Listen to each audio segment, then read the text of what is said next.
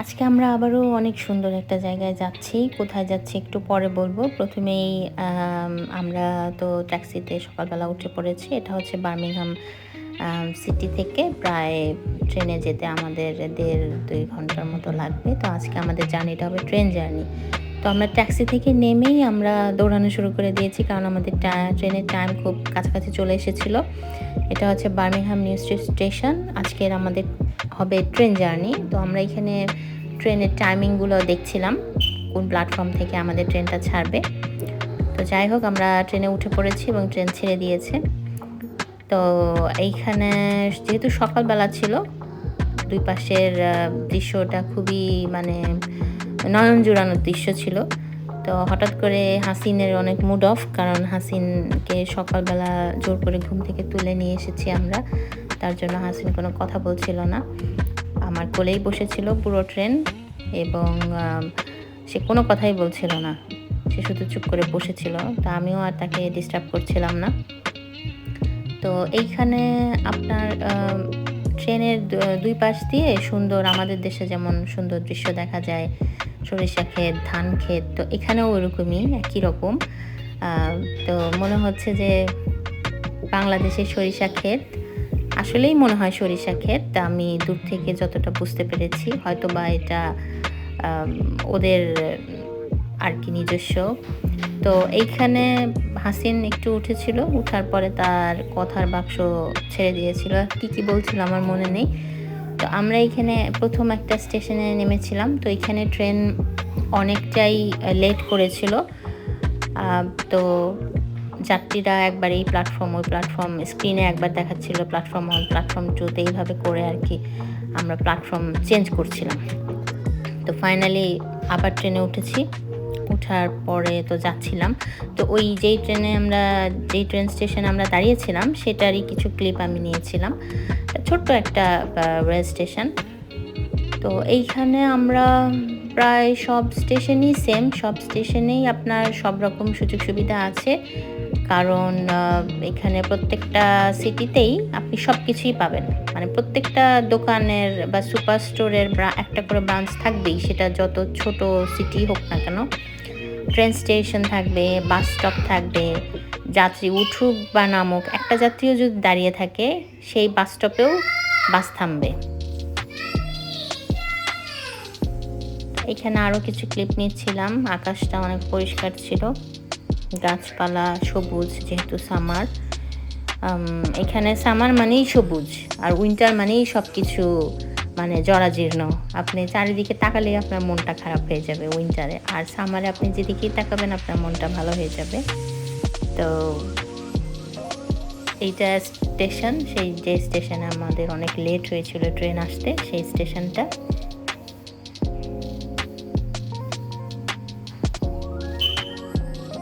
এদিকে এখানে গালিব অনেকক্ষণ ওয়েট করছিল ওখানে, বারবার স্ক্রিনে যে দেখার জন্য যে ট্রেন কখন আসবে। তো আলটিমেটলি ট্রেন অনেকটাই দেরি করে এসেছে। এটাও আর একটা স্টেশন, নেক্সট স্টেশন। এই স্টেশন থেকে আমরা পরের ট্রেনে উঠেছি। এই স্টেশনেও আমাদের অনেকক্ষণ লেট করতে হয়েছে। আসলে এই দিনে কী হয়েছিল, এই দিনে ওদের ট্রেনের লাইনটা কোনো একটা সমস্যার কারণে তারা লাইন ক্লিয়ারেন্স পাচ্ছিল না, যার জন্য প্রত্যেকটা ট্রেনই লেট করেছে। আর এই যে এখানে দেখছেন দুই পাশে লেক বা পুকুর যাই বলি, খুবই সুন্দর, মানে দেখলেই মনটা ভালো হয়ে যায়। তো আমরা যাচ্ছি। তো আমরা ওই ট্রেন থেকে নেমে আবার, এটা হচ্ছে আমরা যখন, আপনাদের তো বলা হয়নি, আমরা যাচ্ছি আসলে ডার্ডল ডোরে। আমি যখন জায়গাটা আপনাদের দেখাবো আপনারা তখন বুঝতে পারবেন। আমাদের মানে স্কুল লাইফ বা কলেজ লাইফে আমাদের প্রায় প্রত্যেকেরই কম্পিউটারের ডেস্কটপ ওয়ালে একটা ছবি থাকতো, এরকম একটা বাঁকা একটা পাথর সমুদ্রের মধ্যে। আমরা সেই জায়গাটাই যাচ্ছি। যারা সচক্ষে দেখেন নাই তারা জিনিসটা মানে দেখার পরে অনুধাবন করতে পারবেন, আর যারা গিয়েছেন তারা তো বুঝতেই পারছেন। তো এটা সুন্দর রাস্তা, আমার রাস্তা ভিডিও করতে খুব ভালো লাগে, দুই পাশে গাছ। আচ্ছা, এইখানে ট্রেনে যাওয়ার সময় একটা মজার ঘটনা ঘটেছিল, সেটা হচ্ছে রেল লাইনের পাশ দিয়ে কিছু গরু যাচ্ছিল। তো এই জন্য ট্রেন বন্ধ করে বসেছিল প্রায় হাফ অ্যান আওয়ার মতো, যে ইনকেস গরুগুলো যদি কাঁটাতার ভেদ করে যদি লাইনের উপরে উঠে আসে। তো আবার আমাদের ট্রেন ছেড়েছে এবং এখন আমরা অবশ্য গাড়িতে যাচ্ছি, ট্যাক্সিতে করে যাচ্ছি। এই ছোট্ট একটা মানে কি বলবো, কান্ট্রি সাইড, গ্রামের মতোই, খুবই সুন্দর। বাড়িঘরগুলো দুপাশ দিয়ে খুবই সুন্দর, খুবই গোছানো সাজানো। রাস্তাগুলো খুবই মানে মনে হয় যেন কেউ কখনো এই রাস্তা দিয়ে যায়নি, মানে এত নিট অ্যান্ড ক্লিন। তো যাই হোক, আমাদের গাড়ি অনেক দ্রুত চলছে, আমরা যাচ্ছি। তো একটু পরেই আমরা নামবো, নেমেই আমরা দেখব সাদা পাথর। এই যে সাদা পাথর, এই পাথরগুলো কিন্তু অনেক সাদা ধবধবা, কিন্তু মানে আমার ভিডিওতে এতটা সাদা আসেনি। আমাদের কাঙ্ক্ষিত ডেস্টিনেশনে আমরা যাচ্ছি, একটু পরেই দেখব সেই বাঁকা পাথরটা আর সি বিচটা। অনেক গরম ছিল, কিন্তু মেইন রোড থেকে অনেকখানি হেঁটে যেতে হয় সেই জায়গায় পৌঁছানোর জন্য। হাসিন পুরোটা রাস্তা হেঁটে গিয়েছে, আবার হেঁটে উঠেছে, কোলে ওঠেনি একদমই। আমরা স্ট্রলার নিয়ে গিয়েছিলাম, কিন্তু এটা খুবই একটা আমাদের ভুল সিদ্ধান্ত ছিল, কারণ স্ট্রলারটা মানে ঠেলে নিয়ে যেতে আমাদের অনেক বেগ পেতে হয়েছে। তো এই যে অনেক মানুষ গিয়েছিল সেদিন। এখন আমরা দেখব সেই ভিউটা, পাহাড়, মাটি, সমুদ্র, সব কিছু মিলিয়ে খুব সুন্দর একটা মনোরম দৃশ্য। এটা আসলে ভিডিও করে প্রফেশনাল ভিডিওগ্রাফার বা ফটোগ্রাফার ছাড়া এই ভিডিও মোবাইল দিয়ে এইভাবে আসলে ক্যাপচার করা আমার পক্ষে অতটা সম্ভব ছিল না। আমি শুধু দেখছিলামই, মানে আমি যখন এখানে গিয়েছি আমি ভিডিও করার চেয়ে আমি দেখছিলামই বেশি। কিন্তু যাওয়ার আগে ভেবেছিলাম এইভাবে ভিডিও করবো, ওইভাবে ভিডিও করবো, কিন্তু যাওয়ার পরে আমার আর ছবি তোলা বা ভিডিও করা ওইভাবে আমি সুন্দর করে করতে পারিনি। যতটুকু পেরেছি সেটাই মানে আপলোড করছি আজকে।